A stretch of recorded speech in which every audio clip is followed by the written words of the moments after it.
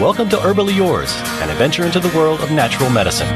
Here is your host, Dr. Kamhi, the natural nurse who will help you take the leap to ultimate wellness. And greetings. Thank you so much for joining me today. This is Kamhi, the natural nurse, and we're here for another edition of Herbally Yours on the voice of Nassau Community College, 90.3 WHPC, and you can also hear us on iHeartRadio. Herbally Yours brings you the latest information about the many facets in the world of natural living. Today, I'm so happy to have on board as our guest Anya Schoolman, who is the Executive Director of Solar United Neighborhoods.org. Anya has worked for decades on environmental projects and policy up and down the Western Hemisphere. This work has helped her grapple with the issue of sustainable development and how to make complex issues relevant to the community. Solar United Neighbors got its start when her son Walter asked, "Mom, can we go solar?" In her role as executive director, Anya has been instrumental in the passage of landmark solar legislation and regulation. In April of 2014, the White House selected Anya Schoolman as one of the 10 White House Champions of Change for solar development for her groundbreaking work to deploy solar in the National Capital Region. To find out more, take a look at solarunitedneighbors.org. So thank you so much for joining us today, Anya. Thanks for having me. Now, I'm not sure where I found you, but I think it might have been, I personally am very, very interested in solar. And in fact, here in Florida, I'm getting some land donated in a large community that used to be a golf course. And part of the use we'd like to put it to is to establish a solar installation. So I think that solar is actually growing by leaps and bounds. Yeah, it's definitely growing all over the country. Well, what are some of the misconceptions that people have about solar energy? I guess the biggest misconception people have is that it costs more to power your house with solar than electricity from the grid or from the utility. Because in the last few years, the cost of solar has come down so much that you can actually make your own electricity less expensively than you can buy it. Well, one thing that I know is on Long Island, for instance, and our show is based on Long Island, although we have listeners all over the country and the world. I have personal friends who years ago, I'm not sure if this program is still in place, the local electrical company would actually send you a check for a large portion of the hardware in terms of putting something on your roof or the panels that were external to the house, whatever it costs. They actually gave you back most of that money in a physical check, and those people told me within 1 year they had no electric bill because of the buyback of the electricity that it generated. And in some cases they actually created more energy than what they personally used. Although they did not get a check for that, it sort of stayed in some kind of electrical use bank. But nonetheless, it was an instantaneous savings. Well, that's pretty unusual. I know that Long Island used to have a very, very strong program, an incentive program for solar, and I don't think they still have that. Most places, there's many places that tried to get solar jump-started about 10 years ago and gave these big checks and grants and things like that. But now, in general, in most municipalities and states, they look at the price of solar and the basic conclusion is that incentives are no longer needed. But So most people don't get a check for the hardware. That's really unusual. The payback, though, it depends on where you are. It depends on how much your electricity costs, so how much you're offsetting, and it depends on if there's any state incentives. And you would generally see the payback across the U.S. between 3 years and, at the high end, 11 years. But the systems last for 25 years. So after, even in the worst case scenario, 11 years, the last 10, 15 years, you're just getting free electricity. Right, and I know that there's certain ways to do that. For instance, some of the older systems, like I said, I've been involved with this since in the 1960s even, we were talking about, and they had these huge, giant installations that were necessary, and also there were off-the-grid battery containers where the solar went into a battery, so you did not have to be tied into the local utility. And that's really a different kind of project than what you're talking about now. Yeah, most of the projects that we've done in the last 10 years have been grid tied, so you make some of your electricity during the day, but you use the grid electricity at night, and then they're connected by a policy called net metering, which lets you even out your production and your consumption with the utility and get credit for all your production. But now that the cost of batteries has come down so much, what we're starting to see is in sort of everything that's old is new again, and you're starting to see more people looking at not necessarily going off the grid, but having the capability of keep going if the grid goes down. So especially in the days of so many hurricanes and megastorms and polar vortexes, people are putting solar plus batteries in so that they can keep the power on even when the grid goes down. And that is an additional cost if you want to be self-sufficient to that level. Yeah, it adds about a third to the cost. Oh, that's quite a bit. Yeah. And don't you need space, or are there other regulatory concerns if you were going to go with a battery bank? Not so much regulatory, and it's amazing the batteries used to take up a huge amount of room. Yeah, that's what I'm remembering. People on a farm near me had a whole other little house that we visited the batteries in. Right, with these big marine batteries, and you'll still see that in the countryside, but in more urban settings, people will get a lithium-ion battery. It's like sticks on the wall, you could barely notice it. So space is no longer such a big issue. So I want you to know, listeners, that you're listening to Herbal Yours on the voice of Nassau Community College, 90.3 WHPC. I'm Ellen Kamhi, the natural nurse, and my guest today is Anya Schoolman, and she is the Executive Director of Solar United Neighbors. Is it neighbors or neighborhoods.com that people could visit? Neighbors, solarunitedneighbors.com. Okay. Okay. .org, sorry. SolarUnitedNeighbors.org, because we're a nonprofit. Now, what exactly does your organization do? Well, we have a bunch of different things that we do. We, I'd say our core intervention is we organize groups of homeowners and we help them go solar as a group, and we call those organizations solar co-ops.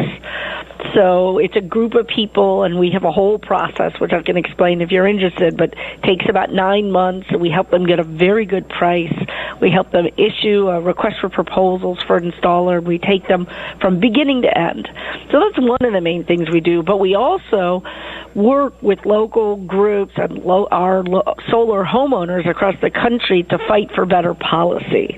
And whether that's incentives or expanding solar to low-income households or shared solar, there's so many things to work on. It's almost like as soon as you fix one thing, something else needs to get fixed. That's true, and it's a progression and an ongoing process. And of course, exactly. It does depend on the politics of the day, because like you said, years ago, it seemed that people were recognizing that we were having climate change, and of course the cost of fuel in terms of oil and gas and fossil fuels was up, so that actually promoted more of an interest in solar. And then more currently, a lot of ridiculous, from my point of view, climate science, denying and the ending of many of those programs that actually supported the use of solar. But I think that pendulum's going to swing back in the other direction.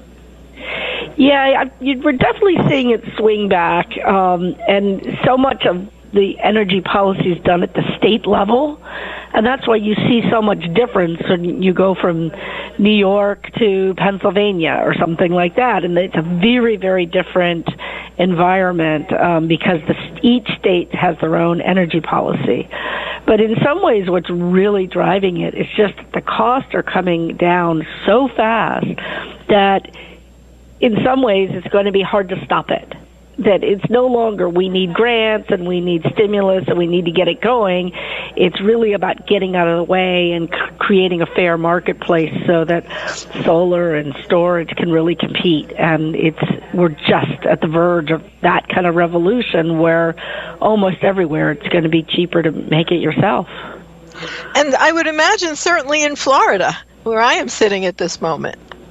Yeah, we've seen in the last 3 years, solar just take off in Florida. And we've been organizing these co-ops, these purchasing groups all over the state, and we're having huge success there. There's so many people want to go solar, and there's no incentives in Florida, but there's so much sun, and by doing a group purchase, you lower the price, so people are getting a really good deal, and we're going solar by the hundreds and hundreds and hundreds there.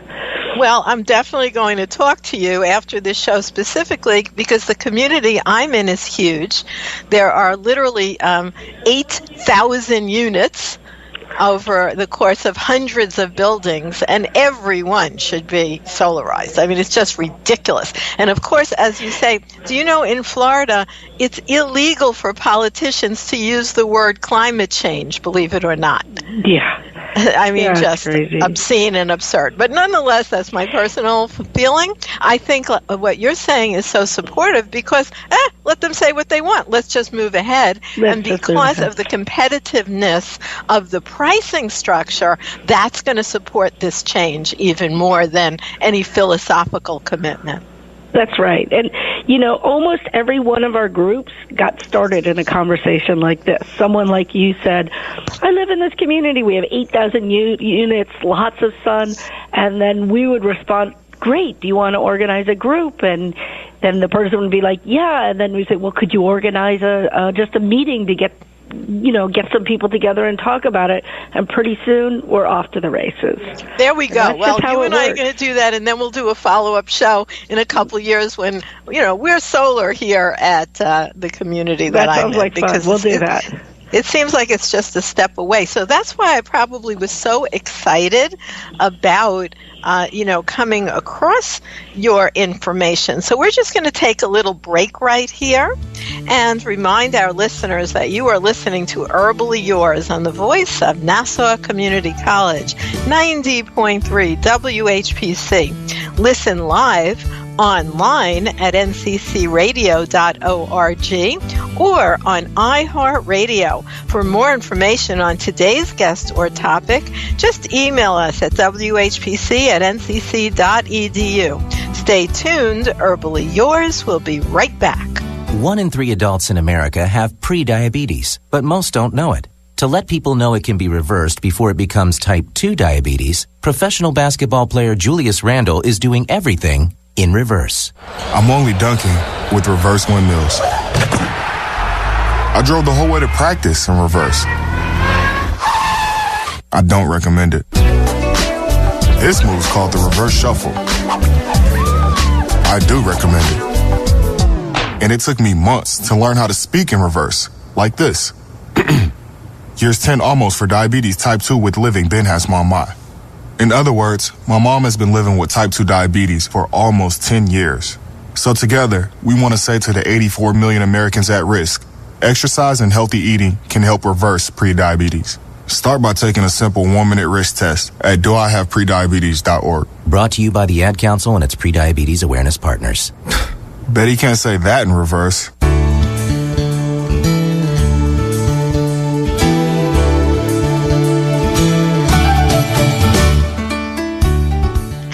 And welcome back to more right here on Herbally Yours.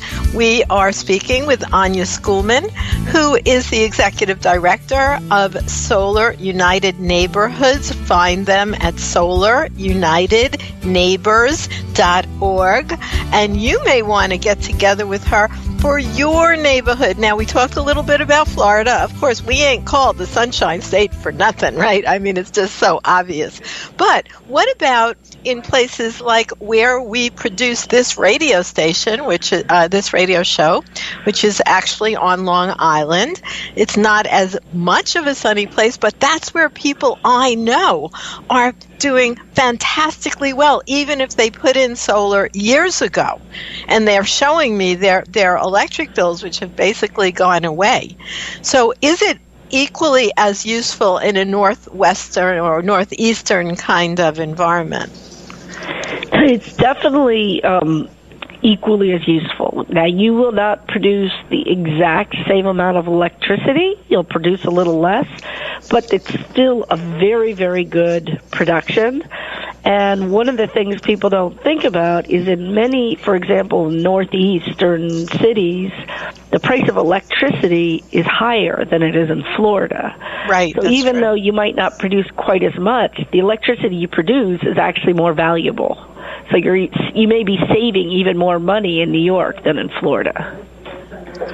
Well, those are my two homes, so you hit them on the head. But, of course, anywhere that you're listening. So let's say in a situation like in the Northeast in New York or Long Island, where a lot of people are in communities, but they're really privately owned homes. How would they work towards coming together and becoming what you teach about, which is becoming a Solar United Neighbors? I don't think I followed your question, Ellen. You're asking okay, well, in that case, they're not in a community. They're living in separate homes on a street or a neighborhood. I mean, so if there's a group purchase going or they want to organize one, most of the ones we do are not in organized communities. It's just each individual homeowner does their own solar. The group process is all of finding an installer, learning, getting good prices, the bulk purchase part of it. So sometimes we organize as large as a county or two counties, and all the people in that county might get together. Often we have a county government or a city government sponsor us, or a church. We did one in Washington, D.C. area that was organized by a synagogue, and they had all the members of the synagogue and homeowners from all over, not only D.C., but Virginia, D.C., and Maryland that were members of the synagogue or friends of the members. So any way that you define community works for us, and we could build a group around it. For us, the key is that we're only in about 13 states right now. We're growing really quickly. If you're not in the state where we have staff on the ground, we'll refer you to other groups or provide technical assistance or give you, booklets and show you how to do it. But we can't run the program in states where we don't yet have people. Okay, so basically, this is something that acts as an information service and also allows for better pricing through group buying. Exactly. Wow, that's fantastic. And you act as an information resource. And do you then, I imagine whoever the installers are, do they choose the materials? Because I know there's different materials, and there seems to be ever increasing better and lighter and less expensive materials in terms of the solar panels or the things that you roll out on the roof. That's right. So what we do is once we get a group organized and the group has met and the group has said what's important to them, sometimes a group really wants the best price. Sometimes they really want to support a local installer or someone who does job training. So the group really sets the values of the purchase. Then we help issue a request for proposal, and it goes out. We have a list of hundreds of installers, and many installers bid on that particular group. And then we do an analysis of the bids, and then the group itself creates a subcommittee to choose the installer. And when the installers do those bids, they have to say, we don't tell them what equipment to use. they kind of bring their best game to the table. So it might be the equipment for the best price, or the equipment that they are most comfortable with, that has a good track record, or, they make good judgment calls, but they spell it all out so we can evaluate it. And that way we get to take advantage of the moving of the market as it gets better and better, but we're letting the installers bring their recommendations into the process. Does that make sense? Absolutely. I could really see something here, and I'm going to contact you to begin this process, actually, and make a proposal to the management of this particular community, because I could see something like, in terms of many of the buildings having the solar, but then maybe just the group building, like the convention center or the clubhouse, also having a battery storage facility. So when the lights do go out here, when they do, with hurricanes and stuff, we can all just run over there, rather than the cost of each building having perfect idea. That's a perfect way to organize it. One of the things we've seen is that a lot of homeowners associations, they have this really misguided idea that solar is going to bring down the value of the property, and they discourage it or even prohibit it, which in many states is actually not legal. And it's also based on not knowing the facts, because there's many studies now that show that solar actually brings up the value of the property. And so in response to this, we've just created a guide for people who are having problem with their homeowners associations. And you can find that on our website as well. Wow. There's no way. Why would it bring it down? That's, I guess, an antiquated idea when people are thinking of those big, giant, ugly battery packs and big, giant things on the roof, which really is not what you're using anymore. No, a lot of them are very beautiful, sort of sleek black panels, and they fit tightly to the roof. But it's all taste, and some people don't like change, and change takes some time and some patience.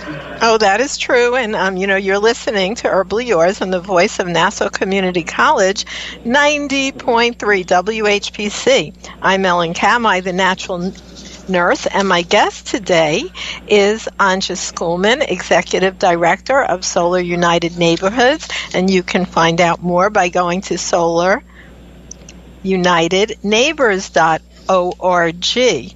So that is just so exciting, because there's many ways that solar is better for the environment. Now, what about, just to give the other side, there are problems that I know of in terms of toxic chemicals that might be part of the solar panels themselves. Actually, the solar panels these days do not have toxic chemicals. They're very inert. It's mostly metal and silicon. And you're not seeing, there was a generation of solar panels that had some heavy metals and things like that, but you're not seeing those panels in use anymore. So there's actually begun to emerge a really robust recycling program for used panels. But it's taking a while, because of course they last about 25 years on your roof, and sometimes even longer. Yeah, so it's all a big yes. It's a big yes to solar. This should happen instantly, just instantly.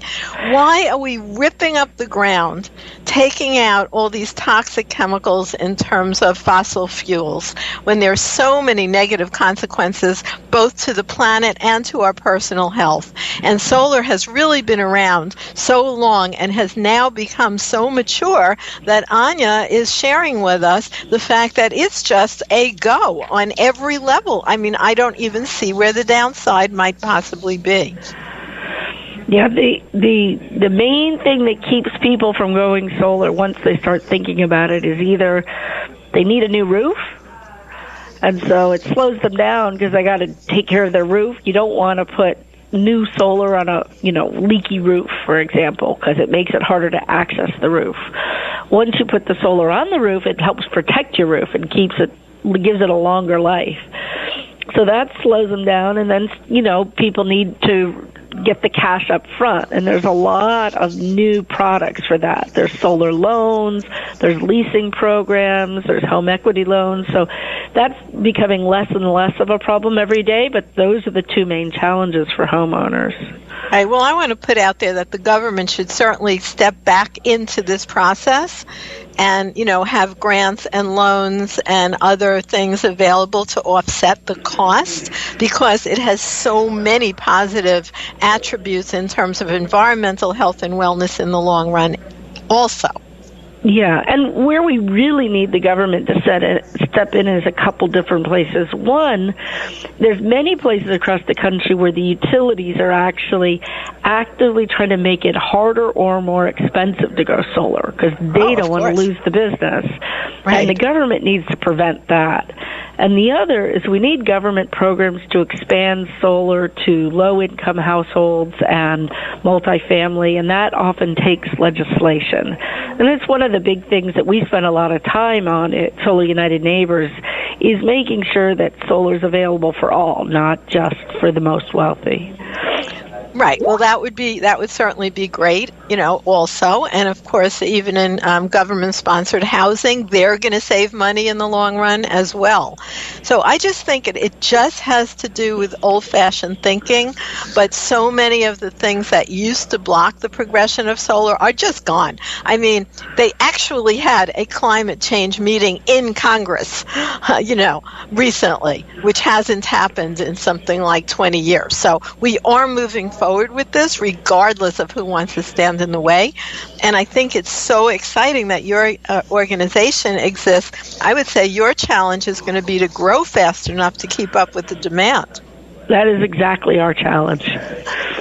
Well, that's a pretty good challenge. Yeah. That's a good challenge. And I'm definitely going to start on this project, both in my New York co-op as well as my Long Island property, as well as my Florida area, because, it does take a while. It's not instant, but you can come in and start making proposals to your homeowners associations. Yeah, and we have a great guide of arguments to make to your homeowners association, and if there's sometimes there's a state law that limits how much they can do, and so getting informed really will make that process go much more smoothly. I'd also just remind people that this whole project we're doing got started when my son was 12, and he just pushed us to go solar. So I'd say we also have a Girl Scout in Columbus, Ohio, who helped us organize a group who was even younger than my son. So I say nobody's too young to make this work and make it happen and make a difference in their community. You're not too young or not too old. Anybody can do it. That's great. And your website, I will say, anyone can visit it, solarunitedneighbors.org. It's a not-for-profit organization, and it's really easily laid out.